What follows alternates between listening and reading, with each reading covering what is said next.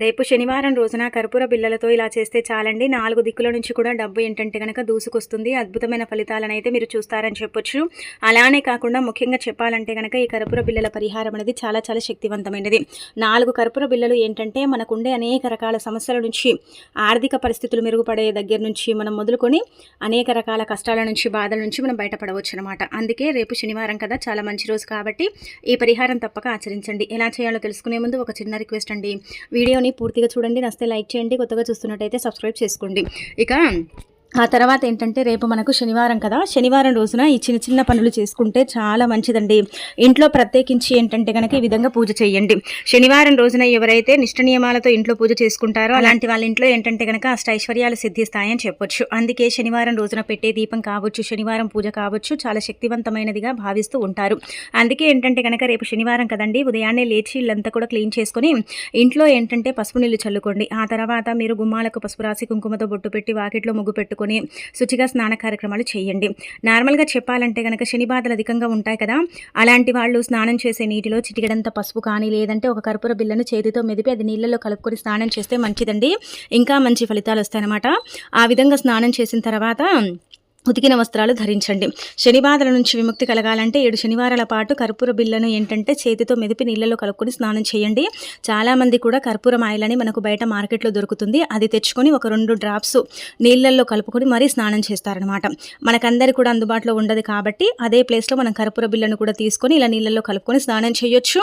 ఇంటిని మాపు వేసేటప్పుడు కూడా చిటికెడంత పసుపు ఒక కర్పూర బిళ్ళని చేతితో మెదిపి అది నీళ్ళల్లో కలిపి ఇంటిని తుడిచినా మంచి ఫలితాలు వస్తాయి. ఆ విధంగా చేసిన తర్వాత వెంకటేశ్వర స్వామి చిత్రపటాన్ని క్లీన్ చేసుకుని మీ దగ్గర ఉండే పుష్పాలతో, అలానే కాకుండా తులసిమాలతో అలంకరించండి. అలంకరించిన తర్వాత దీపారాధన చేసుకోండి. అయితే దీపం ఏంటంటే కనుక పిండి దీపం చేయండి, మంచిదనమాట. పిండి దీపం చేస్తే చాలా మంచిది. ఒక్క దీపం ఎప్పుడు పెట్టకూడదు, 2 పిండి దీపాలు చేయండి. అంటే 2 పిండి దీపాల మీద ఏంటంటే కనుక గోవిందనామాలు వేసి ఒక్కొక్క ఒత్తిని అంటే 2 ఒత్తులను విడివిడిగా వేసేసి దీపారాధన చేసుకోండి. ఈ విధంగా చేయటం వల్ల మీరు కోరుకున్న కోరికలన్నీ తీరుతాయి. పిండి దీపం చాలా శక్తివంతమైనది. పిండి దీపం ఏంటంటే ఈ విధంగా చేసుకోండి. బియ్య పిండి అంటే వరిపిండి అంటాం కదా, అది తీసుకొని అందులో చిటికెడంత పసుపు వేసి, చిటికెడంత గంధం వేసి, అందులో నీళ్లు పోసి ముద్దలాగా చేసి ప్రమిదను చేసి గోవింద నామాలు వేయండి. లేదంటే నార్మల్గా బొట్టు కూడా పెట్టేసి దీపారాధన చేయొచ్చు. ఈ దీపం ఏంటంటే చాలా చాలా శక్తివంతమైనది కాబట్టి పెట్టేసుకోండి. ఇంకా స్వామివారి యొక్క అనుగ్రహానికి పాత్రలు కండి. దీపం వెలిగించిన తర్వాత చిన్న బెల్లం ముక్క కానీ లేకపోతే మనము అరటిపళ్ళను కానీ నైవేద్యంగా పెట్టవచ్చు. మనం ఏదైనా అప్పటికప్పుడు ఏదైనా సరేనండి, క్షీరాన్నం కానీ లేదంటే అంటే క్షీర కానీ లేకపోతే ఇలా బెల్లంతో చేసుకున్న పాయసం కానీ ఏదైనా సరే పెట్టుకుంటే సరిపోతుందన్నమాట. ఇలా ఇంట్లో పూజ చేసుకోండి. ఇంకా ఆ తర్వాత ఉదయం సాయంత్రం 2 పూటల పూజ చేయండి. తులసి మొక్క దగ్గర కూడా ఖచ్చితంగా దీపారాధన చేసుకోండి. ఇక ఆ తర్వాత దగ్గరలో ఉండే వెంకటేశ్వర స్వామి ఆలయానికి వీలుంటే వెళ్ళండి. అలా కూడా ఆ విధంగా కూడా మీకు మంచి ఫలితాలు వస్తాయని శాస్త్రాల్లో చెప్పడం జరుగుతుందన్నమాట. అందుకే ఈ విధంగా ఏంటంటే కనుక ఇంట్లో పూజ చేసుకుని ఇంకా తులసి మొక్క దగ్గర కూడా పూజ చేసుకుని తులసమ్మను కూడా పూజిస్తే మీ జీవితం తప్పనిసరిగా మారుతుంది. మీరు కోరుకున్న కోరికలు తీరుతాయి. వెంకటేశ్వర స్వామి అనుగ్రహం కలిగి మీరు పట్టిందల్లా బంగారం అవుతుందని చెప్పొచ్చండి. ఈ దీపం చాలా చాలా శక్తివంతమైనది, చాలా ప్రత్యేకమైన దీపంగా పరిగణిస్తారనమాట. ఈ దీపం పెట్టడం వల్ల మనకు మన జీవితంలో తీరని కోరికైనా సరే ఏదైనా మొక్కుంటే కూడా అది తీరిపోతుంది. అలానే ఏంటంటే కనుక ఈ దీపంలో ఇంకా యాలక్కాయ కానీ లవంగాన్ని కానీ వేసి పెడితే ఇంకా మంచి జరుగుతుందండి. నార్మల్గా మనం దీపంలో వేసి పెట్టుకుంటాం కదా, అలానే కాకుండా యాలక్కాయని కానీ లవంగాన్ని కానీ వేసి దీపం పెట్టినా ఇంకా ఫలితాలు వస్తాయి. లవంగాన్ని వేసి దీపం పెడితే కష్టాలు పోతాయి, యాలక్కాయని వేసి దీపం పెడితే ధనం వస్తుందన్నమాట. ఇలా 2 విధాలుగా కూడా బాగుంటుందని చెప్పొచ్చు. కాబట్టి ఈ విధంగా కూడా మీరు దీపారాధన చేయాలన్నమాట. ఇక ఇలా దీపారాధన చేసుకున్న తర్వాత ఈ కర్పూరం పరిహారం అనేది చేయండి. కర్పూర బిళ్ళలతో చేసుకునే పరిహారం చాలా చాలా శక్తివంతమైనది. ఈ రోజున మీరు పూజ చేసిన తర్వాత పచ్చకర్పూరంతో ఏంటంటే కనుక వెంకటేశ్వర స్వామికి హారతి ఇవ్వండి. పచ్చకర్పూరం లేదనుకుంటే కర్పూర బిళ్ళలతో కూడా హారతి ఇవ్వవచ్చు. ఆ విధంగా ఇచ్చిన తర్వాత ఇంకా ఈ కర్పూరం పరిహారం చేయండి. ఒక 4 కర్పూర బిళ్ళలు తీసుకొని అందులో కొద్దిగా అక్షంతలు, చిటికెడు కుంకుమ, పసుపు పోసి 2 లవంగాలను పెట్టి వాటిని మూట కట్టి బీర్వాలో దాచుకుంటే ధనం ఏంటంటే కనుక నిరంతరం ప్రవాహంలాగా వస్తుందండి. ధనానికి సంబంధించిన సమస్య పోతుందన్నమాట. ఈ విధంగా ఖచ్చితంగా పెట్టి చూడండి, మీకే మంచి జరుగుతుంది. డబ్బు లేని చోట డబ్బుని పుట్టించడానికి కర్పూర బిళ్ళల పరిహారం అనేది మనకు ఉపయోగపడుతుందన్నమాట. ఇది చాలా చాలా శక్తివంతమైన పరిహారం అని మనకు శాస్త్రాల్లో చెప్పడం జరుగుతుంది. కాబట్టి మీరేంటంటే ఈ విధంగా చేసుకోండి. ఇక అలానే కాకుండా ఏంటంటే బీరువాలో మనం పెట్టిన తర్వాత వారానికి ఒకసారి తీసి ధూపం వేస్తూ ఉండాలి, మళ్ళీ పెట్టుకుంటూ ఉండాలండి.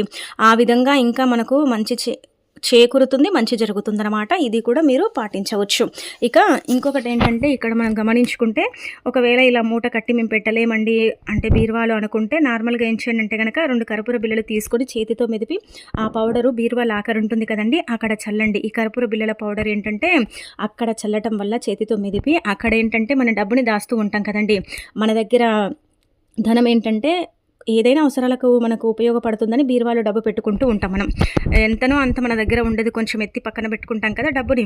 అలాంటి డబ్బు వృధా ఖర్చులు కాకూడదు. ఈ రోజు పెడితే రేపే తీయాల్సిన సిచ్యువేషన్ వస్తూ ఉంటుందండి. ఒక్కొక్కసారి అర్థమే కాదండి ఎందుకు ఇలా జరుగుతుందో మాకు అసలు అనుకుంటారు కదా. అలాంటి వాళ్ళు ఏంటంటే గుర్తుపెట్టుకోండి, ఇలా మీరు కర్పూర బిళ్ళలు చల్లి అక్కడ డబ్బు పెడితే డబ్బు లెక్క పెట్టేటప్పుడు కూడా కర్పూరం స్మెల్ వస్తుంది, అంటే మంచి వాసన వస్తుంది. అలానే కాకుండా కర్పూరం చల్లాం కాబట్టి అక్కడ ధనం ఏంటంటే కనుక స్థిరంగా ఉండటానికి కూడా అవకాశం ఉంటుంది. ఈ విధంగా మనకు పనిచేస్తుందన్నమాట ఈ పరిహారం. ఇది చాలా చాలా శక్తివంతమైనది కాబట్టి తప్పక పాటించండి. ఇలా పాటించడం వల్ల మీకు అధికంగా రిజల్ట్ వస్తుంది, మీ జీవితం మారిపోతుంది, మీ లైఫ్ అనేది చేంజ్ అయిపోతుంది, మీకు వృధా ఖర్చులు తగ్గుతాయి, ధనం అనేది మీ కంటికి కనిపిస్తుంది, డబ్బు అనేది స్థిరంగా ఉండటానికి కూడా అవకాశం ఉంటుందండి. ఇది చాలా చాలా శక్తివంతమైన పరిహారం కాబట్టి చేయండి. ఇక అనంతరం వచ్చేసి ఒక 4 కర్పూర బిళ్ళలు తీసుకొని ఏం చేయండి అంటే కనుక పూజ గదిలో కూడండి అప్పుడప్పుడు దేవుడి పటాల దగ్గర కర్పూరం పొడిని చల్లితే చాలా మంచిదనమాట. కర్పూరం మంచి వాసన కలుగుంటుంది కాబట్టి ఆ విధంగా పెట్టడం వల్ల దైవానుగ్రహం కలుగుతుంది. దేవతలు దేవుళ్ళు అంటే పూజ గదిలో తిరుగుతూ ఉంటారని భావిస్తూ ఉంటారు కదా. స్థిరంగా మన ఇంట్లో దేవతలు దేవుళ్ళు నివసించాలన్నా, అలానే కాకుండా లక్ష్మీదేవి అనుగ్రహం కలగాలన్నా, మన ఇంటికి మంచి జరగాలన్నా, మన ఇంట్లో ఉండే కొన్ని రకాల ఇబ్బందులు పోవాలన్నా సరేనండి, ఇలా కర్పూర బిళ్ళలు తీసుకొని ఏంటంటే కనుక పూజ గదిలో దేవుడి పటాల దగ్గర కొంచెం ఇలా చల్లితే, లేదంటే ఆ కర్పూర బిళ్ళలు అలాగే గాలి తగిలేలాగా వాసన వచ్చేలాగా పెట్టుకుంటే చాలా మంచిదండి. చాలా మంచి రిజల్ట్ని అయితే మనం చూసే అవకాశం అయితే ఉంటుందన్నమాట. మనం ఏంటంటే కర్పూరమే కదా, కర్పూరం వల్ల ఏం జరుగుతుంది, కేవలం హారతి ఇవ్వటానికే పనిచేస్తాయి కర్పూర బిళ్ళలు, ఇంకా దేనికి ఇంకా పనిచేయమనుకుంటారు. కానీ ఇలా పరిహారాల పరంగా కూడా పనిచేస్తాయని పురాణ గ్రంథాల్లో చెప్పడం జరుగుతుందన్నమాట.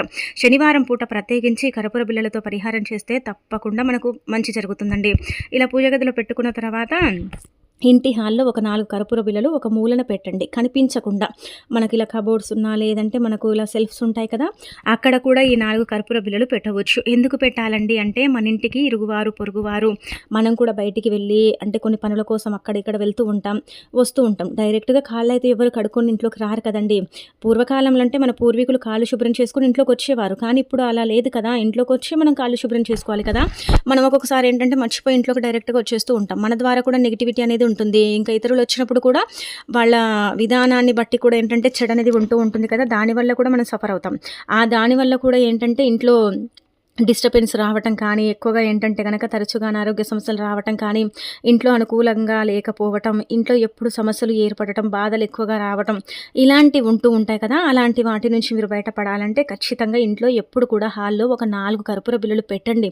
మంచిదనమాట. దీనివల్ల ఏంటంటే మంచి జరుగుతుందని శాస్త్రాల్లో చెప్పడం జరుగుతుంది. కాబట్టి ఇలా కర్పూర బిళ్ళలు అయితే పెట్టుకోండి. అవి ఆరిపోతూ ఉంటాయి కదండి, తొందరగా కరుగుతాయి కదా. అవి ఎప్పుడు వారానికి ఒకసారి మారుస్తూ ఉండాలి. అందరి ఇళ్లలో మనం హారతి ఇచ్చుకుంటాం కాబట్టి మన ఇళ్లలో ఉంటాయి కదా. ఆ 4 కొంచెం చిన్న కాగానే తీసి పడేసి మళ్ళీ కొత్తవి 4 పెడుతూ ఉండండి. వారానికి ఒకసారి మార్చండి. ఇక బెడ్రూమ్లో కూడా అండి నెగిటివిటీ ఉండకూడదు, మంచి జరగాలి, భార్యాభర్తల మధ్య విభేదాలు రాకూడదు, సమస్యలు గొడవలు రాకూడదు అంటే అక్కడ కూడా ఒక 4 కర్పూర బిళ్ళలు పెట్టి వారానికి ఒకసారి తీస్తూ పెడుతూ ఉండండి. అక్కడ కూడా ఆ విధంగా కూడా మనకి ఏంటంటే మంచి ఫలితాలు ఉంటాయని పురాణ గ్రంథాల్లో చెప్పబడుతుంది. కాబట్టి ఇది కూడా చేసుకోండి. ఇలా శనివారం పూట చేయాలండి అంటే కనుక శనివారం పూట చేస్తే మంచిది. శనివారం కుదరకపోతే నార్మల్గా కూడా మీరు చేసుకోవచ్చు. ఆ విధంగా కూడా మీకు ఏంటంటే రిజల్ట్ అనేది ఉంటుందండి. ఇటు భార్యాభర్తల పరంగా, ఇంటి పరంగా, ఇంట్లో ఉండే సమస్యల పరంగా మనకు ఈ కర్పూర బిళ్ళలు చక్కగా ఉపయోగపడతాయి. వ్యాపార పరంగా కూడా అండి, గల్లాపెట్టెలో ఒక 4 కర్పూర బిళ్ళలు పెట్టుకున్నా అక్కడ ధనం ఏంటంటే స్థిరంగా ఉంటుందన్నమాట. సంపాదన పెరుగుతుంది. సంపాదన ఏంటంటే కనుక తగ్గదు, చక్కగా ఉండే అవకాశాలు అయితే ఎక్కువగా ఉంటాయి. కాబట్టి ఇది కూడా చేసుకోండి. ఇక ఆ తర్వాత రేపు శనివారం కదా, శనివారం రోజున ఏంటంటే గుర్తుపెట్టుకోండి, నల్లటి వస్త్రాలు ధరించకండి. నలుపు ఎప్పుడు శనికి సంకేతం కాబట్టి నల్లటి వస్త్రాలు ధరించడం వల్ల జీవితంలో శని పెరిగిపోతుంది. కాబట్టి నలుపుని అవాయిడ్ చేసేయండి, సరిపోతుంది. ఇక అనంతరం వచ్చేసి అనుకున్న పని జరగాలంటే ఈ ఆకుని కాల్చండి. ఈ ఆకుని కాల్చడం వల్ల చాలా అద్భుతమైన ఫలితాలు వస్తాయండి. ఈ ఆకుని కాల్చడం వల్ల మీ జీవితం మారిపోతుంది, మీరు పట్టిందల్లా బంగారం అవుతుందని చెప్పొచ్చు. ఈ ఆకుకు అంతటి పవర్ ఉంటుందన్నమాట. ఈ ఆకు విశ్వంలో అత్యంత శక్తివంతమైన ఆకు. అలానే కాకుండా ఈ ఆకు వాసన ఈ ఆకు ఏంటంటే గనక దైవ రూపంగా కూడా భావిస్తారు. దేవతా వృక్షంగా కూడా ఏంటంటే గనక ఈ చెట్టుని పరిగణించబడుతుంది. కాబట్టి ఈ ఆకుని కాల్చడం వల్ల మీరు అనుకున్న పనులన్నీ కూడా జరుగుతాయి. కొంతమంది ఏదైనా అనుకుంటే అసలు జరగదు కదండి.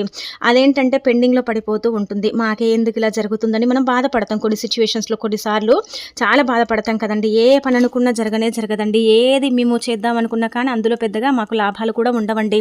మా తలరాత ఇంతే అండి, మా చేతుల గుంట మేము ఏది స్టార్ట్ చేసినా కానీ అది ఆగిపోతూ ఉంటుందండి అని బాధపడతారు కదా. అలాంటి వాళ్ళు ఒక బిర్యానీ ఆకుని తీసుకొని శనివారం పూట ఏంటంటే కనుక ఇంట్లో దీపం పెట్టుకున్న తర్వాత ఈ పరిహారం చేయండి. మీరు ఎంత నమ్మకంతో చేసుకుంటే మీకంత మంచి రిజల్ట్ వస్తుందండి. మీరు అంతగా రిజల్ట్ పొందొచ్చు అనమాట. ఏదో చేశామంటే చేశాములే అనుకుంటే మాత్రం ఫలితం రాదు. ఇది గుర్తుపెట్టుకోండి. చక్కగా రిజల్ట్ రావాలి, మీ జీవితం మారాలి, మీకంతా కూడా మంచి చేకూరాలంటే ఈ ఆకు ఖచ్చితంగా తీసుకోండి. అందరి ఇళ్లలో ఉంటుంది కదా. దీనికోసం కూడా మనం ఏంటంటే డబ్బును ఏం ఖర్చు పెట్టాం కదండి.